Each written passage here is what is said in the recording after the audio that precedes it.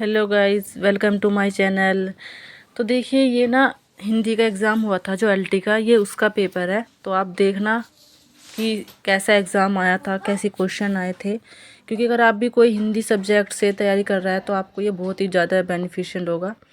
और मैं ये एग्ज़ाम दे के आई थी हिंदी का, क्योंकि मैं हिंदी सब्जेक्ट से ही तैयारी कर रही हूँ।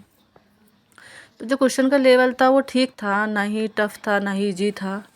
बट जो कन्फ्यूजन करने वाले क्वेश्चन थे ना वो बहुत ज़्यादा थे। और आप जानते हैं कि एलटी के एग्ज़ाम में नेगेटिव मार्किंग भी है 1/3 की। तो उसके चलते हुए ना मेरे बहुत क्वेश्चन गलत हो गए, मतलब कि नेगेटिव मार्किंग में चले गए हैं। ओवरऑल करके मतलब 120 क्वेश्चन हिंदी के पूछे जाते हैं और 30 नंबर आपके जीके के पूछे जाते हैं। तो सबको मिलाकर मेरे 70 नंबर बैठ रहे हैं। मेरे कम से कम 85 से 90 नंबर थे, लेकिन नेगेटिव मार्किंग की वजह से कम 15-20 नंबर मेरे कट गए। और मुझे इतना दुख हो रहा है, बहुत ज़्यादा। लेकिन गलती भी है मेरी। तो जो अच्छा ये मैं बताती हूँ कि अगर आप भी एलटी से हिंदी का एग्ज़ाम देने जाएंगे या आपका एग्ज़ाम होगा, शायद मेरे ख्याल से अब तो एग्ज़ाम ख़त्म हो गए होंगे हिंदी वाला। तो अगर किसी का हो भी तो प्लीज़ नेगेटिव मार्किंग का ज़रूर ध्यान रखें। जो मिस्टेक मैंने की है वो आप ना करें बिल्कुल भी। और जो क्वेश्चन है ना, उन क्वेश्चनों को बहुत मतलब ध्यान से पढ़ना है, क्योंकि बहुत क्वेश्चन ऐसे थे जो मुझसे आते आते हुए भी गलत हो गए हैं। क्योंकि उस टाइम एग्ज़ाम हॉल में ना ऐसा होता है कि एक तो मतलब प्रेशर, एग्ज़ाम हॉल में हम बैठे हैं उसका प्रेशर, पता नहीं कैसे एग्ज़ाम जाएगा उसका प्रेशर। मतलब माइंड ना बहुत ज़्यादा डिस्टर्ब हो जाता है। मतलब मेरे साथ तो ऐसा होता है जैसे मैं मतलब मेरे सामने एग्ज़ाम आता है, मतलब कॉपी आती है या मतलब पेपर आता है, देखती हूँ मैं उसे। तो कुछ टाइम के लिए ना मुझे ऐसा लगता है जैसे कि मेरे माइंड में कुछ नहीं है। मेरा जो माइंड है वो बिल्कुल खाली है। कुछ भी नहीं सोचता मुझे कि मैंने क्या पढ़ा था क्या नहीं पढ़ा, तो कुछ भी समझ में नहीं आता। हाय, ये क्वेश्चन कहाँ से आ गया, इसका आंसर कैसे क्या होगा। लेकिन फिर थोड़ी देर पहले मैं मतलब 5 1 मिनट के रिलैक्स करती हूँ, अपने माइंड को रिलैक्स करती हूँ कि सब कुछ ठीक है, सब कुछ ठीक है, आपको आता है, मतलब मुझे आता है, ऐसा करके रिलैक्स करती हूँ अपने माइंड को। तब जाके दिमाग काम करना चालू करता है। तब लगता है कि हाँ हाँ, ये क्वेश्चन मुझे आता है, ये मैंने पढ़ा था, ये मैंने याद किया था ये। बट बहुत कन्फ्यूज़न होती है क्वेश्चनों में, बहुत कन्फ्यूज़न होती है। 2 ऑप्शन तो हमेशा ऐसे रहते हैं कि हमें लगता है कि इनमें से ये वाला सही है, ये वाला सही, लेकिन उन दोनों में ही बहुत डिफ़िकल्ट होता है चॉइस करना। और काफ़ी क्वेश्चन उस 2 में से हम सही भी कर पाते हैं और काफ़ी क्वेश्चन गलत भी कर देते हैं। मेरे साथ भी बहुत ऐसा हुआ। तो देखिए, मेरा ये वीडियो डालने का पर्पज़ सिर्फ यही था कि चलो एलटी का सही नहीं सही, आपने किसी भी मतलब और जैसे आपके टीजीटी है हिंदी का, पीजीटी है, या किसी और स्टेट से भी या किसी और चीज़ का भी हिंदी से कोई सब्जेक्ट हो डाला हुआ हो, तो आप ये क्वेश्चन देख सकते हैं। क्योंकि जो हिंदी का जो सिलेबस होता है वो सबका सेम सा ही होता है। थोड़ा बहुत ही अंतर होता है लेकिन सब सेम ही होता है। क्योंकि देखो, हिंदी साहित्य से क्वेश्चन पूछ जाते हैं, हिंदी साहित्य सबका सेम ही होता है। और आपकी हिंदी भाषा से, हिंदी विकास से बहुत क्वेश्चन सबके सेम होते हैं ज़्यादातर। तो अगर हम हिंदी सब्जेक्ट की तैयारी कर रहे हैं और तो हमें ना हर स्टेट में होने वाले एग्ज़ाम में जो हिंदी के होते हैं उन पर ध्यान देना चाहिए, क्योंकि क्वेश्चन ना एक दूसरे से ऐसे ही करके आते हैं।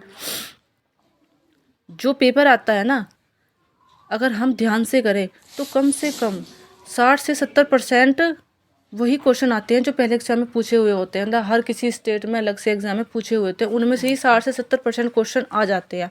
लेकिन क्या करें, एग्जाम हमने हमारा जो माइंड होता है ना वो जब तक डिस्टर्ब हो जाता है, प्रेशर इतना पड़ता रहता है, दिमाग में सोचते रहते हैं कैसे होगा, तो हम आते हुए क्वेश्चनों को भी गलत कर देते हैं।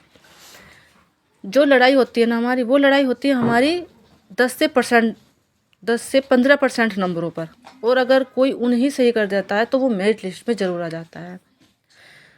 तो अब जैसे मैं बता रही हूँ कि मेरे 70 नंबर बैठ रहे हैं, तो मुझे तो लगता नहीं कि 70 नंबर पे मुझे दोबारा बुलाया जाएगा। क्योंकि ये 2 एग्ज़ाम होते हैं ना, ये तो हो चुका। इसके बाद एक एग्ज़ाम और होगा, रिटन एग्ज़ाम होगा जिसे मेंस बोलते हैं। तो उसमें क्या नाम है, जितने भी मतलब हिंदी की वैकेंसी होगी उसका 15 गुना जो है बच्चों को बुलाया जाएगा, 15 गुना बच्चों को। अब देखते हैं नंबर आता है या नहीं। वैसे तो मुझे लगता नहीं, लेकिन ये ठीक है, होप तो रखनी चाहिए। कोई बात नहीं, अगर इसमें नंबर नहीं आएगा तो नेक्स्ट टाइम से ही कोई किसी चीज़ में। वैसे भी मैंने यूपी टीजीटी का डाला हुआ है 2022 का, हिंदी से भी और इंग्लिश से भी है, दोनों से है मेरा। चलो, तो उसकी तैयारी हो जाएगी। तैयारी तो हमें करनी है, जब तक हमारी जॉब नहीं लगती है, हिंदी के हम टीचर नहीं बनते, तब तक हमें तैयारी तो करते रहना है।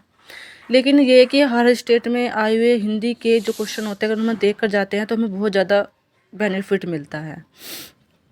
हमें ये पता चल जाता है कि क्वेश्चन किस चीज़ से ज़्यादा पूछे जाते हैं, कहाँ कहाँ से क्वेश्चन पूछे जाते हैं और कैसे कैसे पूछे जाते हैं। कुछ ना कभी कभी क्वेश्चन कोई सिंपल भी होता है, लेकिन उसे पूछने के तरीके को देखा जाता है, अगर वो तरीके से पूछा जाता है मतलब, तो उस तरीके को बदल देते हैं, जिससे हमें वो क्वेश्चन बहुत कठिन लगने लगता है।